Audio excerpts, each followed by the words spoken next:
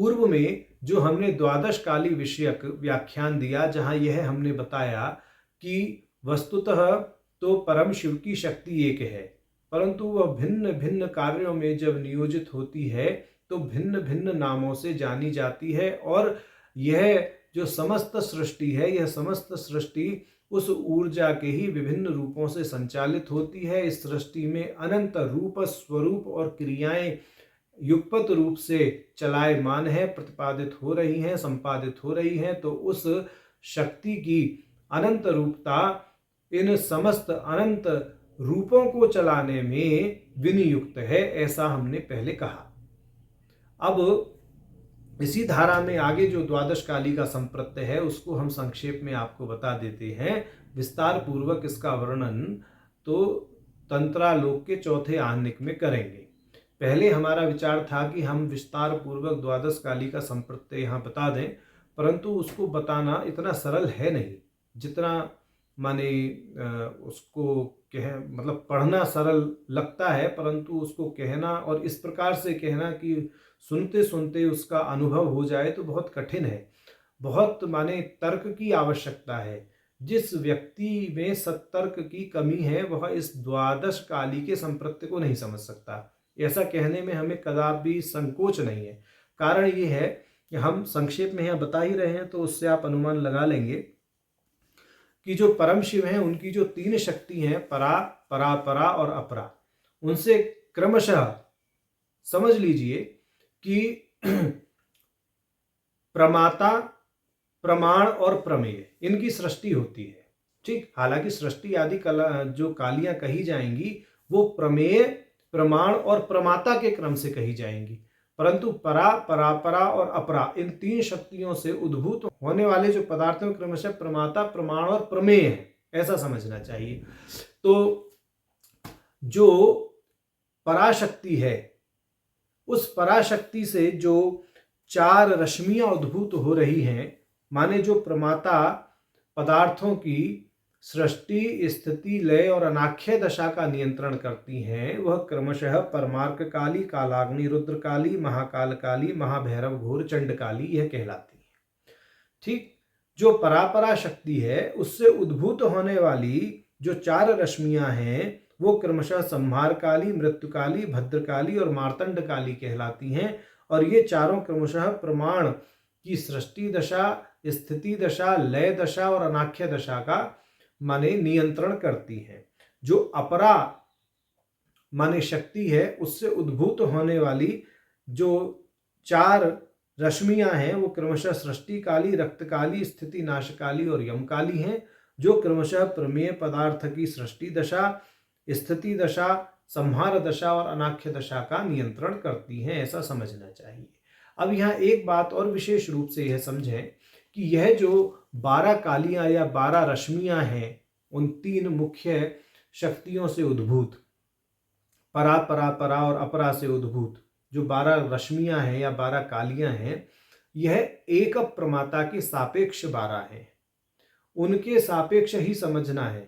माने यदि मैं प्रमाता कोटि का पदार्थ हूं, मैं जीव प्रमाता हूं, जीव भाव में मैं किसी पदार्थ को यदि जान रहा हूं तो वो पदार्थ मेरे लिए प्रमेय है, जिसके माध्यम से अपनी किसी इंद्रिय के माध्यम से यदि मैं उसे देख रहा हूं तो वह इंद्रियां उसमें प्रमाण है, ऐसा समझना चाहिए। और मैं स्वयं प्रमाता, माने यह जो मेरा शरीर है, इस शरीर को मैं देख रहा हूं तो मेरा शरीर जो है यह प्रमेय कोटि का पदार्थ हुआ। जिस सूक्ष्म इंद्रिय यानी ज्ञानेंद्रिय के माध्यम से मैं देख रहा हूं वह प्रमाण हुई, और जानने वाला जो मैं स्वयं चेतन तत्व हूं वह प्रमाता हुआ। परंतु वह चेतन तत्व अज्ञान से अवस्थित जीव भाव को प्राप्त पुर्य अष्टकधारी चेतन तत्व है, यह समझना चाहिए। क्योंकि जो विशुद्ध परम शिव हैं उनको प्रमाता बनने की आवश्यकता ही नहीं है, वो तो सर्वज्ञ हैं। प्रमाता वही बनता है जो सर्वज्ञ नहीं होता है, यह ध्यान रखने वाली चीज है। क्योंकि जो सब कुछ जानता है उसको प्रमाता पद पर आरूढ़ होने की आवश्यकता ही नहीं है। जो कुछ चीजों को जानता है, कुछ को नहीं जानता, वही प्रमाता वस्तुतः हो सकता है तार्किक दृष्टि से। तो यह समझिए कि इस जगत में तो अनेकानेक जीव प्रमाता हैं, चाहे वो सकल प्रमाता ही सही। तो जो अनेकानेक जीव प्रमाता हैं उन सबके सापेक्ष द्वादश कालियों की अपनी अलग अलग योजना है। तो यह जो द्वादश काली का संप्रत्य है यह एक जीव प्रमाता के सापेक्ष कहा गया है। ये यहाँ पर विशेष रूप से समझना चाहिए। ऐसा नहीं कि केवल द्वादश काली ही होती हैं और वही ये माने 12 कार्य संपन्न करती हैं और इसके अतिरिक्त सृष्टि में कुछ है ही नहीं। ये 12 कार्य तो हैं, परंतु ये 12 के 12 कार्य या 12 के 12 नियंत्रण ये एक जीव प्रमाता के सापेक्ष हैं। चूंकि अनंत जीव प्रमाता हैं तो उन जीव प्रमाताओं के सापेक्ष जो प्रमाण और प्रमेय की माने श्रृंखला बनी हुई है उसमें जो जो शक्तियां विनियुक्त हैं वो उस तथाकथित प्रमाता के सापेक्ष 12 हैं। तो इस दृष्टि से शक्ति की जो अनंत रूपता है, अनंतता है शक्ति चक्र की, वह तो खंडित नहीं होती, परंतु अपने सापेक्ष उनकी जो माने द्वादश रूपता है वह समझ में आ जाती है। तो यह जो द्वादश रूपता है यह एक संप्रत्य है, कॉन्सेप्ट है, यह समझना चाहिए। तांत्रिकों ने इस सृष्टि को समझाने के लिए, परमात्मा की लीला को समझाने के लिए कि वह किस प्रकार से प्रमेय, प्रमाण और प्रमाता पदार्थों का माने नियंत्रण करते हैं, किस प्रकार से इस जगत की लीला करते हैं, उसको समझाने के लिए यहाँ द्वादश काली का संप्रत्य उन्होंने प्रस्तुत किया है। तो एक बार सार संक्षेप में दोबारा हम यहाँ बता देते हैं। अब प्रमेय से प्रमाता की ओर हम बताएंगे, क्योंकि प्राय शास्त्रों में सृष्टि काली से प्रारंभ करके ही इन द्वादश कालियों का माने वर्णन किया गया है। तो प्रमाता हमने अब से पहले प्रमाता से प्रारंभ करके यानी परमार्थ काली से प्रारंभ करके बताया। देखिए कॉन्सेप्ट है, कैसे भी समझ लीजिए, परंतु शास्त्रों में सृष्टि काली से प्रारंभ करके बताया गया है तो हम वही बता देते हैं, अन्यथा फिर असमंजस होता है। और दूसरी चीज ये है कि ये बहुत माने कठिन संप्रत्य है, इसको समझना अपने आप में बहुत टेढ़ी खीर है। यह संप्रत्य यदि समझ में आ जाए तो तांत्रिक धारा में जो शक्ति की योजना है उसके साथ में एक माने समझ लीजिए कि बहुत अच्छी तरह से आपको शक्ति की योजना समझ में आ जाएगी। और उस शक्ति के साथ में खिलवाड़ तो खैर कोई क्या ही कर सकता है, परंतु उस शक्ति को काफी सीमा तक नियंत्रित करने की क्षमता साधक में अपनी बुद्धि के बल से ही आ जाती है, यदि वह इस माने द्वादश काली के संप्रत्य को समझ ले, इसके सार को भी समझ ले। तो जैसा हमने अभी बोला कि परमात्मा की जो 3 शक्तियां परा, अपरा, परापरा, क्रमशः बोलें तो परा, परा, परा और अपरा, परंतु यहाँ पर जो अब हम क्रम ले रहे हैं सृष्टि काली के क्रम से, तो उसको अपरा, परापरा और परा इस क्रम से अब हम यहाँ पर उनका व्याख्यान करेंगे। तो जो अपरा शक्ति है जब वह 4 रश्मियों में अभिव्यक्त होती है तो पहले सृष्टि काली के रूप में अभिव्यक्त होके जो प्रमेय पदार्थ हैं, प्रमेय पदार्थ माने जिनको प्रमाता जानता है या जिनको प्रमाता जानने की चेष्टा रखता है या चेष्टा करता है, वह पदार्थ प्रमेय पदार्थ कहते हैं। उन पदार्थों को प्रमेय पदार्थ कहते हैं। तो उन प्रमेय पदार्थों की सृष्टि दशा वो सृष्टि काली ही संपादित करती है, या समझिए कि वह सृष्टि काली ही उस प्रमेय पदार्थ के रूप में अभिव्यक्त हो जाती है। ठीक, और जब तक वह प्रमेय पदार्थ अभिव्यक्त होता रहता है, वह अभिव्यक्त होने के बाद में उसकी स्थिति को बनाए रखने के लिए सृष्टि काली ही रक्त काली के रूप में अभिव्यक्त हो जाती है। माने शक्ति एक ही है, परंतु भिन्न भिन्न दशाओं का नियंत्रण करने के कारण और भिन्न भिन्न पदार्थों की भिन्न भिन्न दशाओं की अभिव्यक्ति के कारण वह एक ही शक्ति भिन्न भिन्न नामों से जाने जाने लगती है। जैसे अपरा शक्ति जब प्रमेय पद की सृष्टि दशा करेगी या सृष्टि करेगी तो वह सृष्टि काली कहलाएगी। जब प्रमेय पदार्थ की वह स्थिति बनाए रखेगी तो रक्त काली कहलाएगी। जब प्रमेय पदार्थ का संहार करेगी तो वह स्थिति नाश काली कहलाएगी। और जब प्रमेय पदार्थ की अनाख्य दशा का वह नियंत्रण करेगी या प्रमेय पदार्थ को अनाख्य दशा में वह पहुंचाएगी तो वह संहार काली कहलाएगी। अब यह अनाख्य दशा को इस स्थल पर समझ लीजिए। अनाख्य दशा इस तरह समझिए, देखिए जैसे हमारे हाथ में ये कलम है, पेंसिल है, लेखनी है, अभी हमने इसको देखा तो इसकी सृष्टि हो गई, ठीक, जब तक हम इसको देख रहे हैं तब तक इसकी स्थिति है।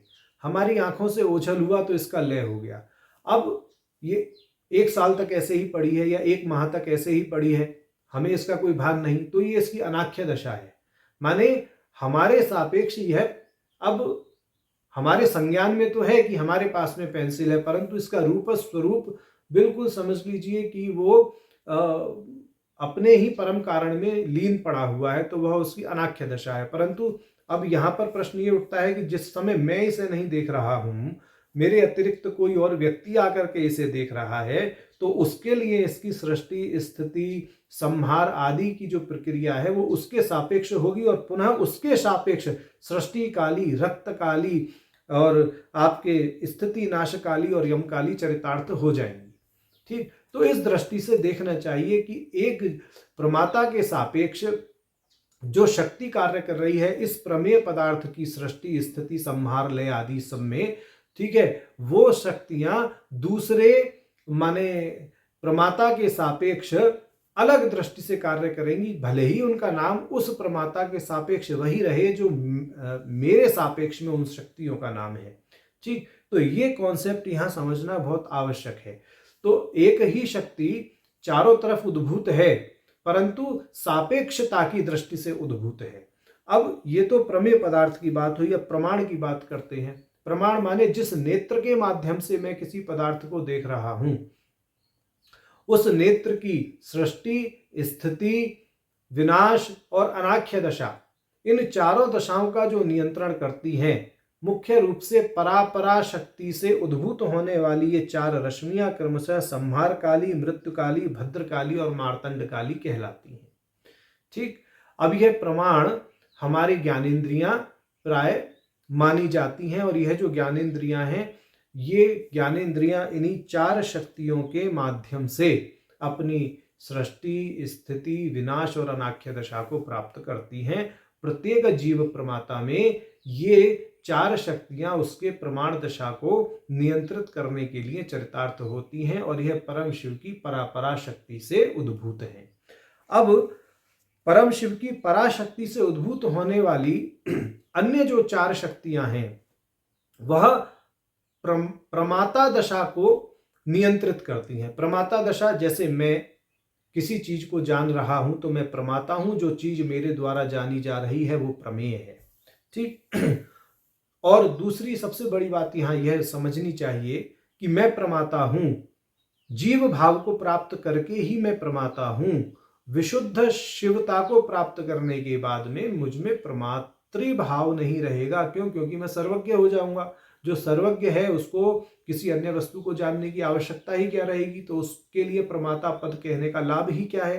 तो चूंकि भिन्न भिन्न जीव हैं, भिन्न भिन्न प्रमाता हैं, तो अलग अलग प्रमाता के लिए, माने अलग अलग प्रमाता के लिए और उसके सापेक्ष ये 4 शक्तियां चरितार्थ होती हैं। तो ये 4 शक्तियां जो परम शिव की पराशक्ति से उद्भूत हो रही हैं 4 रश्मियों के रूप में, वह परमार्क काली, कालाग्नि रुद्र काली, महाकाल काली, महाभैरव घोर चंड काली, ये 4 शक्तियां हैं। ये क्रमशः उस प्रमाता की सृष्टि दशा, स्थिति दशा, लय दशा और अनाख्य दशा का नियंत्रण करती हैं। अब ये 12 जो कालियां हैं, ये 12 कालियां केवल ये ध्यान रखने वाली बात है कि एक समय में ये युगपत रूप से सभी प्रमाताओं के लिए कार्य करती रहती है। माने संख्या में ये 12 केवल एक कॉन्सेप्ट के रूप में, एक संप्रत्यय के रूप में बताया गया है, परंतु प्रत्येक जीव के सापेक्ष यदि इनकी गणना की जाए तो जितने जीव हैं इस सृष्टि में, ठीक है, उनके साथ में 12 की गुणा कर दीजिए तो इतनी शक्तियां उद्भूत हो जाएंगी। तो गणितीय दृष्टि से अगर देखा जाए, अगर इसको कॉन्सेप्चुअल एटीट्यूड से देखा जाए तो केवल अपने सापेक्ष ही इन 12 को समझना चाहिए।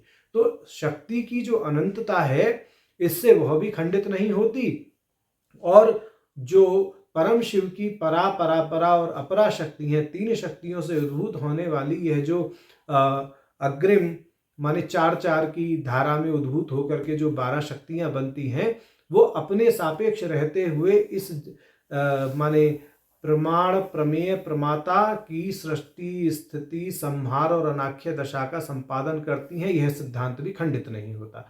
तो शक्ति चक्र की अनंतता भी बनी रहती है और एक प्रमाता के सापेक्ष जो पूरी सृष्टि की योजना है उसका संपादन भी ये द्वादश काली करती रहती हैं। तो यहाँ यह समझना चाहिए कि तांत्रिक धारा में यह जो तांत्रिकों का द्वादश काली का संप्रत्य है, कॉन्सेप्ट है, यह एक प्रमाता के सापेक्ष है।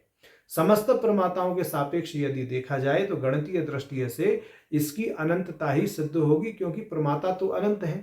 प्रमाताओं का ऐसा तो है नहीं कि हमारे माने इस धरती पर जितने मनुष्य हैं वही प्रमाता हैं, जो जीव हैं वो भी तो प्रमाता श्रेणी में ही आएंगे, जो पेड़ पौधे हैं उनमें भी संवेदना है वह भी प्रमाता श्रेणी में आएंगे, अन्य अन्य ग्रहों पर यदि कोई और जीव है वह भी प्रमाता श्रेणी में ही आएंगे। तो उनकी संख्या का आकलन करना, अनुमान करना कोई माने आसान कार्य तो है नहीं, और वो अनंत ही है। ठीक, और उनके साथ में ये 12 शक्तियां समायोजित हैं प्रत्येक प्रमाता के सापेक्ष।